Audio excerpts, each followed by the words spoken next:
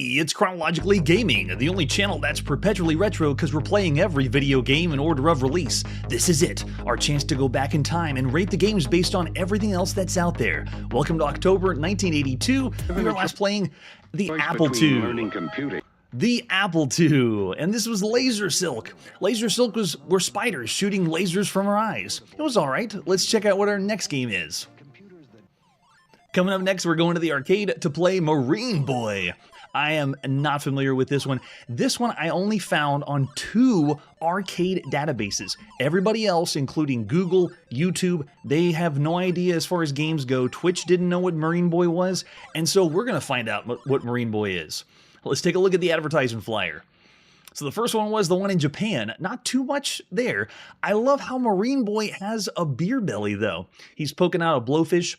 And we're going to be capturing or picking up mermaids. Not like rescuing them. They're just power-ups, I guess. And then this is a fabricated arcade cabinet because there's not any pictures that I could find of the actual Marine Boy arcade cabinet. Here's the arcade PCB. And this is the controls. We got an 8-way joystick and we have an attack button. And that's it. Oh, I don't know. That's a good point, Chiptune. And there you go, Marine Boy. And then another made-up advertisement flyer. I'm pretty sure the first one was official. This one looks like someone just made up something for Marine Boy. With an example of the screenshot. And that's all we have. Let's go to the arcades and play Marine Boy. This is by Orca Corporation at some time in the beginning of October 1982. This marks the 4th game we've seen by the Orca Corporation after River Patrol in 1981, The Percussor also in 1981, and Funky Bee that we saw in July of 1982. All right, the attract mode looks very promising. This looks like we're going to be swimming underwater. Hey, the screen is scrolling, very nice. We're not stuck on the same fixed screen. It almost makes me think that we're slowly, ever slowly moving away from the golden age of arcade games. Everything was taking place on one screen, not anymore. All right, let's put a coin in and see what it's like. And push and start. Nice, it's got a jam. We dive down automatically, and no, I cannot go back up. It's only one way to go down. There's a mermaid. Oh, mermaid's where we get our score, so collect as many mermaids as possible. My attack's interesting. It's an 8-way joystick, and you can see I can use the attack, but it's more like a, is that a punching glove? You know what it looks like? It looks like the snatcher grabber that the Nintendo created. That's what it is. So this first arrived in Japan, and I'm not sure how worldwide this one was, if it wasn't as well known, but Japan for sure, because Orca, all the other releases were in Japan. But I mean, the attack it's really more like a punching glove that goes in and out, so there's not really a shot. You couldn't really call this a shooting game, but you just continue to scroll down, collect all the mermaids, get the power-ups. Yeah, you cannot go to the top of the screen, or you can't let the screen scroll back. So it's not auto-scrolling, so it's not really like Scramble, but vertical. This one is scrolling whenever I want it to scroll. But controls work all right. 8-way joystick works pretty good. Every time you kill an enemy, they turn into fried fish, and then we also have jellyfish to watch out for. What is that, octopus? Oh, nice. Okay, so we get to the end, and... oh, you do rescue a mermaid at the bottom. They're using oxygen as our time meter. Very nice. Yeah, graphics are very nice for the time. This one and the other ones by Orca have looked really good. Never seen or played this one before. And right now, this is the idea of where arcade games are going to go with the next era of arcade games. We're moving, we're scrolling the screen, we're going on an adventure, we're going to, you know, like rescue a mermaid. And we have to get to the end. I was kind of hoping, though, the second level would look different. One of the best draws of Scramble, Super Cobra, or the other scrolling games is that it goes level by level, so you can see something different. It's really nice. Alright, we're waiting for... there we go. Oxygen slowly goes down, and there's no way to go up. You have to dive deep. Oh, we got new enemy types. What is this? Okay, so that one just traps us. We don't really die. And then the jellyfish The orca looks devastating. And then we got some different enemies, too. There's a stingray. Maybe that's what it is, Chiptune. What makes the mermaid at the bottom so special if we're rescuing several mermaids on the way? There we go. Now this feels more like I'm playing a scrolling shoot-'em-up. Giving us obstacles to move through. Alright, now we have to wait until it opens. There we go. So I only did one playtest of this game, so it's very easy to pick up and play. Not really for the people that want to challenge in the arcade. But you could see, if you were in the arcade watching the other arcade cabinets, looking at the attract modes, this one would catch you. This one would draw you in if you want to play a couple quarters for it. And then we get a high score table. Nice. Wait, is that more characters than 3? Usually it's always the initials. Can I really put in more? And how much time do I have? And now I can put more initials in. I spell my name completely messed up. Crowroar. That'll work. Nice. I'm looking over the chat. I already see very different ratings. We have a 2.5, 3.5, 4 stars, 3 stars. Our 3-star rating is if you played all the arcade games up to this point, 3 would be pretty average or around the average range. And then I got a really generous one of 4 stars from Manly. Yes, I know there's not any violence. We're not killing anything. There's no blood. It's just rescuing a damsel in distress. Let's put another quarter in and get a little bit more. And go. I do want to see other levels to see how it changes up because it was giving me different obstacles to go through. Not too much, though. In my attack, I can push the button and then move around using the 8-way joystick so I can, like, direct the punching glove in different ways. So chat's looking around average for all the games you can play right now. The gameplay, yeah, is simple. It'd be average, but the way that it's presented is very nice. Orca's done a few games like the Funky Bee game. That one was essentially like a shoot-'em-up that we're going to be playing later on in the year. The top-down scrolling view where you can see the landscape but down below. Yeah, and they got the sound to go with it. Very, very nice. No, Chiptune, we don't know what Time Pilot is yet. We will be seeing it before the end of the year.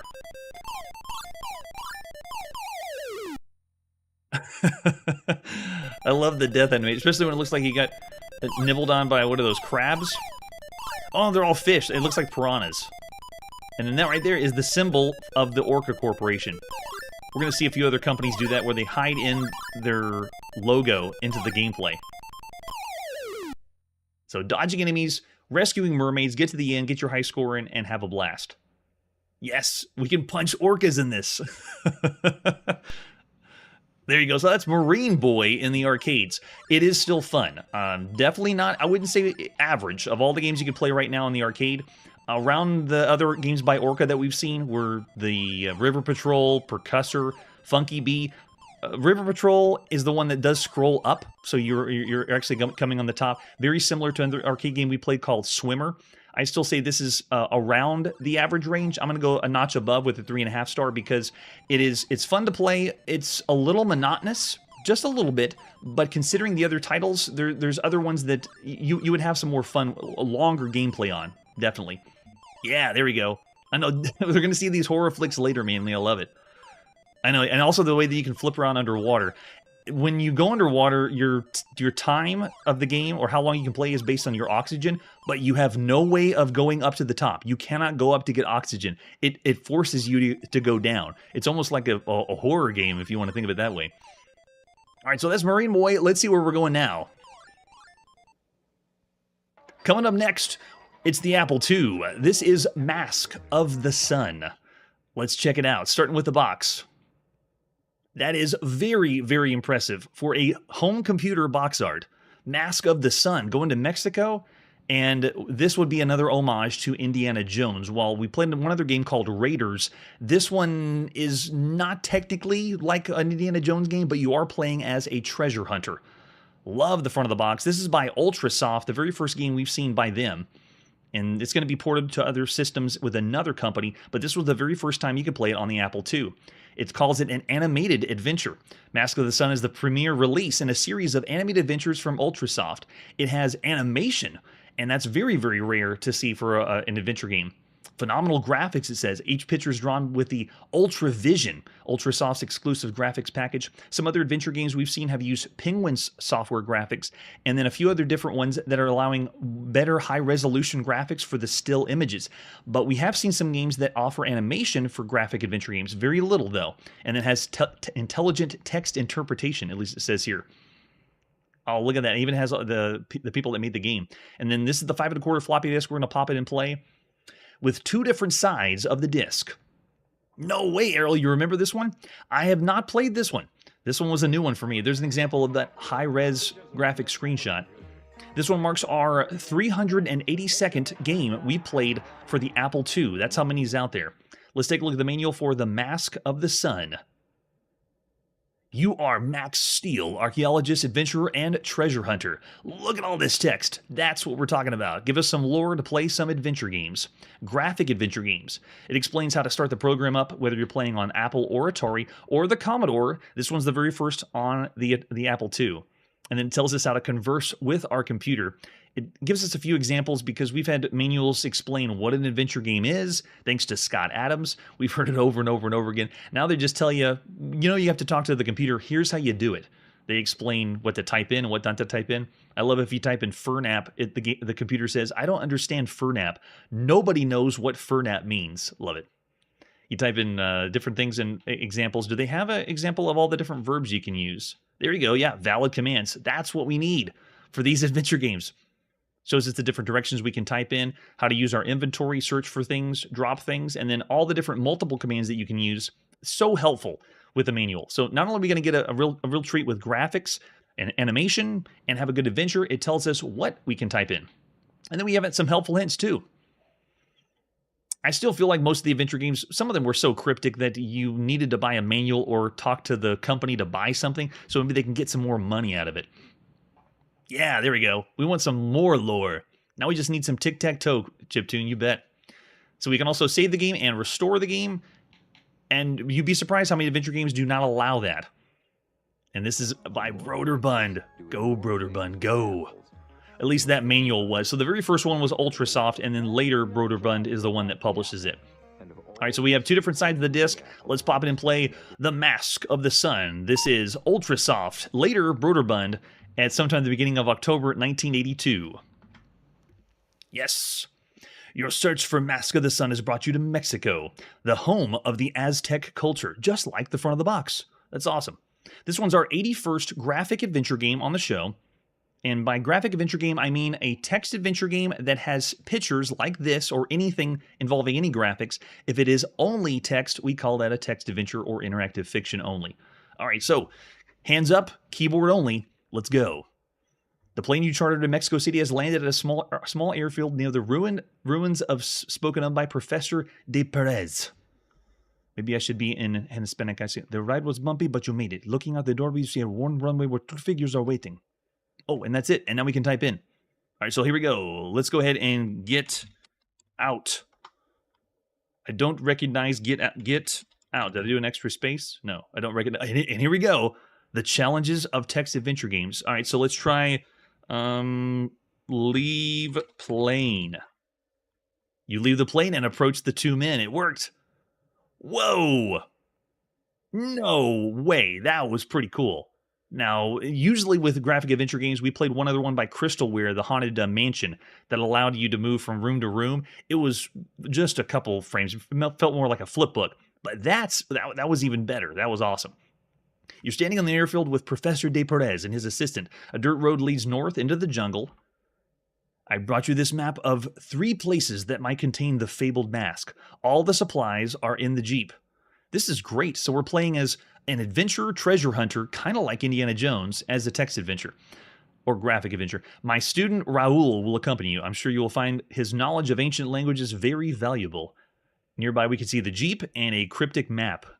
Now, can we type more than 2 words? Let's see. Get cryptic map. Did it work? Yes, it does. So it understands more than the two-word text parser that we've seen with most other adventure games. All right, so after that, let's go ahead and get in Jeep. And we're in. The professor bids adios, amigos. As he walks toward the plane, Raul climbs into the Jeep next to you.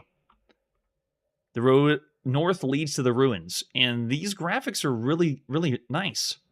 And are we going to drive? Wow, they're going to give us the slideshow to get there. We've already seen some animation like this with the adventure games that Sierra has done, just a little bit, but then we had some really good animation still on the Apple II. So the Apple II has been the computer for the really amazing, different graphic adventure games. You're at a branch. The road continues to the west, northwest, and southeast. Which way should we go, senor? That sounds like you're your buddy on Indiana Jones. All right, so there we go. Now what we're going to do next is, after we start traveling, let's go ahead and head west. Can we just type west, or we have to say go west? And it goes. I am floored. I know it feels like we're just watching a slideshow of images, but right now, this is big. Another title that we saw with those graphic adventure game was Sands of Egypt, and that one had a little animation here and there. Near the side of the road, you see a small hut. You hear music coming from inside, and we heard the music. This is awesome.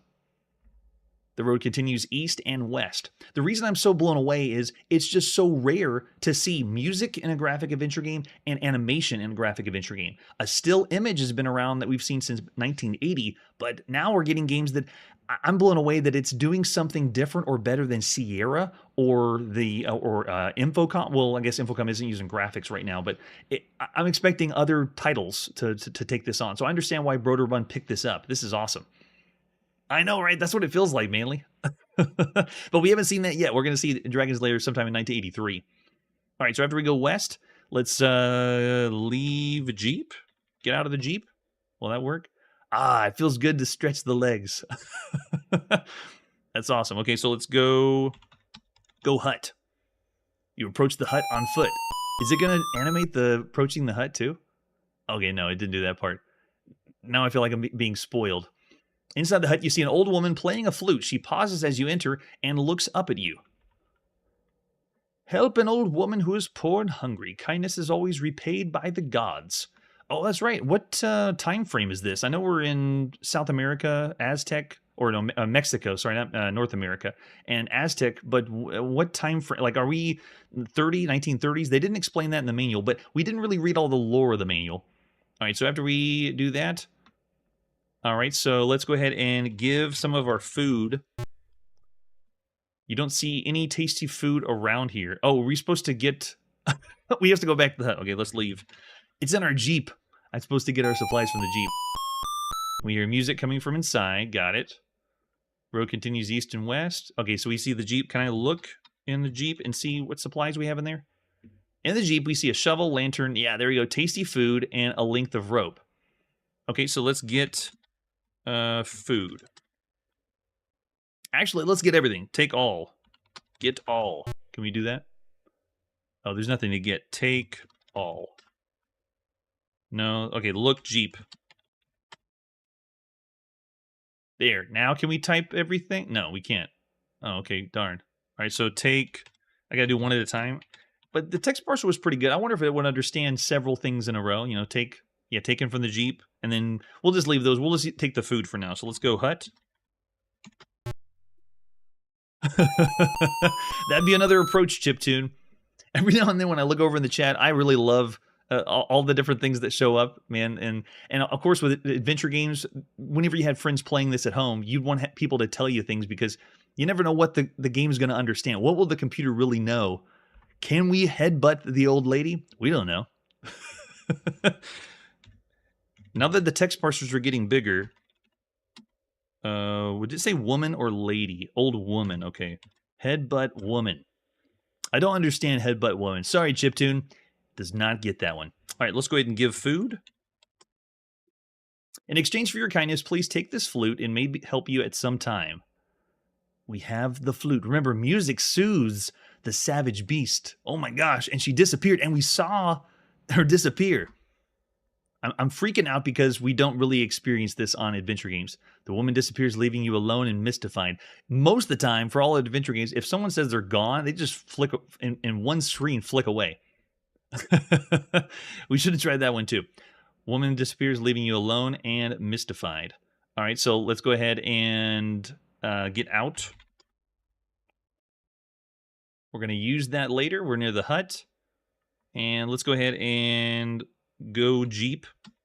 I guess that will help us get in the Jeep. Oh, no. Get in Jeep. There we go. All right, we're in the Jeep, and let's head west. Keep going west. We move off in that direction, and it's going to give us the slideshow. Oh, that's awesome. Yeah, it's got to be Errol. I'm thinking that too. Is it a snake that we have to charm with this with the flute? We've already experienced that from, Sierra. You're at a branch that the road continues to the west, northwest, and east. Which way should we go, senor? All right, so after we go west, now this is where you'd be writing the map of where to go next. All right, let's go northwest. Does it understand NW? It does. And we're off. Man, that is so cool. All this, you really wouldn't need to draw this part of you just say, I went northwest, and then explain what the next part is. But the experience is a different experience. It's so cool. All right, so now, near the road, we see a stone statue. Raul seems to recognize it. Is he going to say it's cursed? It's an idol of the Aztec wizard god, Texlocopta. And I'm mispronouncing that one. Professor De Perez has studied this cult extensively. Nearby, you see a carved stone head. All right, so there it is. It looks like a cat or a carved stone head on the ground. All right, so let's see. The head has been removed. All right, so do we have anything in the Jeep? Look, Jeep. Anything left? A shovel and length of rope. Okay, so let's try get shovel and get rope. Taken from the Jeep. So we got everything from the Jeep now. And then, let's see, inventory. Does INV work? Inventory. Does it show us what we have? Yeah, there we go. Holy cow, we had a lot more things besides what was in the Jeep. We have Raul. He's part of our inventory. Good to know. That means we probably could use him. And we have a shovel, lantern, box of matches, a knife, bottle of pills. Don't know what kind of pills it is. Cryptic map, ancient amulet, loaded revolver. We got a gun too. That's great. Length of rope and a flute. Nice. Yeah, Errol's already thrown out a 4-star rating of all the adventure games, and Errol, I am with you. This is excellent. This is a very, very good video game to play on a home computer. All right, so is that all we have for inventory? Okay, so we can do another thing with the text parser. We can say drop everything but pills. Does it understand that? Yeah. You set a bottle of pills into the Jeep. Wow, it worked? It really understood that? And the walkthrough I'm following explains that these are strength pills, so they're supposed to make us really, really strong. All right, so let's go ahead and leave the Jeep. It feels good to stretch my legs. So I'm out of the Jeep, and then now we can go look at the statue. Looking very closely, you notice an Aztec word carved into its chest. Raul translates it as Zotzel, which, again, I'm sure I'm mispronouncing. I know, right? If it's strength pills, maybe it is chiptune. I need to add that to the list of what this video game has on my spreadsheet that I have for all the games we've ever played. I try to be as specific as possible so that we can find games later. So maybe I should say we are... Can I use the pills? We're going to take drugs. Use the pills. You feel faint and need a pill, but don't have any. Wait, so the pills make us faint and we need another pill? That doesn't sound right. Uh-oh. You feel life draining away, blackness closing on you. You are dead. Okay, well, maybe I shouldn't have the pills. And ladies and gentlemen, this is what you usually see or whenever you play a lot of adventure games. You're going to be dying quite a bit. That was fun. That's the experience that I would expect. So there's a taste of the Mask of the Sun. That is fantastic. That's a really, really well-done adventure game. And from what I've seen for reviews online, considering that at the time, this impressed people too. Not just the graphics, but the gameplay. There is still a few cryptic puzzles that you'd have to decipher to get through this, but I still say of all the games to play right now on any home computer, this is 4 stars. I'm looking over the chat. I see another 4-star rating as well. Yeah, that means excellent, or a great game to play across all home computers. So cool. All right, so that's Mask of the Sun. Yeah, another 4-star as well. So great. All right, let's press forward and see our next game. Coming up next, we're going to the Commodore VIC-20, and this is Maze. Just Maze. This one marks our 283rd game we played on the Commodore VIC-20, and all I have for it is the ad you would have seen for the first version of this game. This first appeared on the Ohio Scientific back in the end of 1980, and it was called Minos. And so I love this ad because in 1980 they say, this one's hard to believe. The computer shows you a maze, and then you're in a rat's eye view of the level, and you get a full 3D graphics real enough to cause claustrophobia view when you play the game. And that's how they rated it when they called it Minos.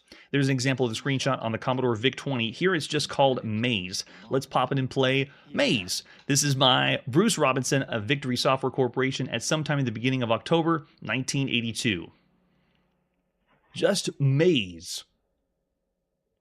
All right, so it asks us how hard we want it to be. Let's just go with a level 2, shall we? This is Bruce Robinson's 7th game we played on the show, and Victory Software Corporation's 8th game we've seen. All right, so I'm in the game. It's a 3D maze game, believe it or not, and I can use the joystick. That's what's cool. Move left, move right, move forward. Yeah, look at that. Wow. So 3D maze control of the joystick's pretty nice. Can I go backwards? Okay, you can't shuffle backwards, but you can just do an about face. So I can turn completely around back where I was. So here I'm back at the beginning of the maze. And all you need to do is make your way through the maze to the other side. So if I reach the wall, I can do a quick about face, go back here. So joystick control is awesome. The majority of these we played have been keyboard only. But this one has no arcade style elements to it, no action elements to it. This one's simply the puzzle. Can you get out of the maze? So I broke these down into 2 different categories, the 3D mazes that are puzzle games and the 3D mazes that are, oh, it's the dead end. The 3D mazes that are action style games. This one falls into the latter. And at this point in the show, action, obviously we've been rating higher. They're pretty fun. We played 12 action 3D maze games, and this one is the 15th puzzle maze game that we played. All you got to do is get to the exit. There, we're out. Sweet. And there you go. Yeah, and this 3D maze concept has been around for a while. It's all the rage right now in 1982. About 17 total 3D maze style games we played. The best ones, though, are the action ones. 3D Monster Maze, Phantom Slayer, and then, of course, on the home console, the one we played, the Mind Master on the Atari VCS. So this one is kind of falling a little bit lower because it's just a puzzle game. Just get yourself out of the maze. We've seen this on the BBC Micro, the NASCOM. Amazing was what it was called on one of them was on the Coco. Captivity was another one that was on the Atari home computer. Labyrinth on the Acorn Atom. Escape was also here on the Commodore VIC-20. So I'm going to say of all the games you could play right now, it's lower tier than anything else, but the joystick control makes it really nice. So pretty slick. I wouldn't call this necessarily bad because this is still pretty popular, and because of how smooth it is, fast, I'm going to say 2.5 stars of all the games you can play right now on a home computer. If this was Minos, if we went back in time to 1980, I'd be rating this way higher than that. So looking over the chat, I see some 2 stars and then some 2.5 stars. So still subpar, you know, it's just simple puzzle, get yourself through the 3D maze, but still fun. I wouldn't call it bad. I still have a blast with it. All right, it's time to put the video game playing on pause. Or if we're in the arcade, we just ran out of quarters. Thank you so much, everyone, for joining me here on the show. Down below, if you look in our link for all the games we've ever played, we also have added a few different elements so you can find something specific. Like, I want to find all the games that Chronologically Gaming has played that are 4-player simultaneous co-op games or something like that. So we now have broken it down even further to find the specific game that you're looking for. If we haven't played that game that you're thinking of, we will eventually. All right, next time on Chronologically Gaming, it's time to play video games like a surgeon. And that's it for today, and like I always say, the longer you stay alive, the higher your score will be. Hey everybody, thanks for checking out the channel and joining me on my quest to play every single video game in order of release. We'll be streaming live every weekday at 9 p.m. Central, so join us and let us know if we missed any games along the way. This video would not be possible without Launchbox, RetroArch, and MAME. Tell all your friends there's some crazy guy named Chronologically Gaming trying to play every single video game. We have links down below that'll send you to places like our Discord and Patreon, and one that says all the video games we've ever played. If you go there, it's a list of everything, and you can click right to the game you want to see. Chronologically Gaming is the name to look for. We are Perpetually Retro, and we will catch you next time.